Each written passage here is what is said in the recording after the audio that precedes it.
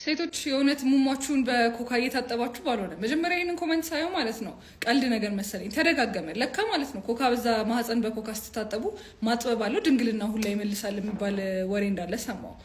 እንዴት አስባችሁ ታው ኖርማሊ ለስላሳጃችሁ ላይ ብታደርጉ ማለት ነው ትንሽ ሊያጣብቅ ይችላል። እሱን አይታችሁ ነው። ምክንያቱም ኖርማሊ ማህፀን ጡንቻ ናት። ላይክ በየሰው ይለያያል። ምን ያህል ኢላስቲክ ነው አይደለም ጠንካራ ነው የሚለው በየሰው ይለያያል። ማህፀናችሁን በለስላሳ ስትታጠቡ ምን አይነት ነገር ሊፈጠር ይችላል? ኖርማሊ ማህፀናችን ማለት ነው የራሱ ኢኮሲስተም አለ። ጥሩ ባክቴሪያ አለ፣ መጥፎ ባክቴሪያ አለ። ኢንቫይሮንመንቱ ማለት ነው ጥሩ እንዲበዛ ነው የምንፈልገው።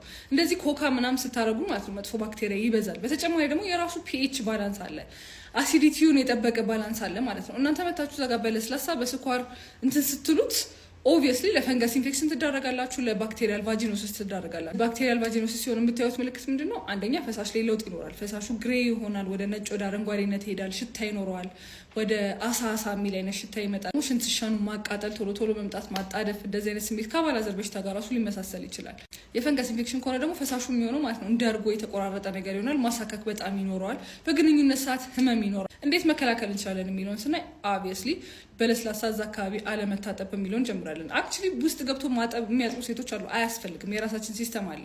ስለዚህ እናንተ ውስጥ እንደ መጥረጊያና እንደ ሞሉ ገብታችሁ የምታጥቡ ሴቶች ማለት ነው እሱን ታቆማላችሁ።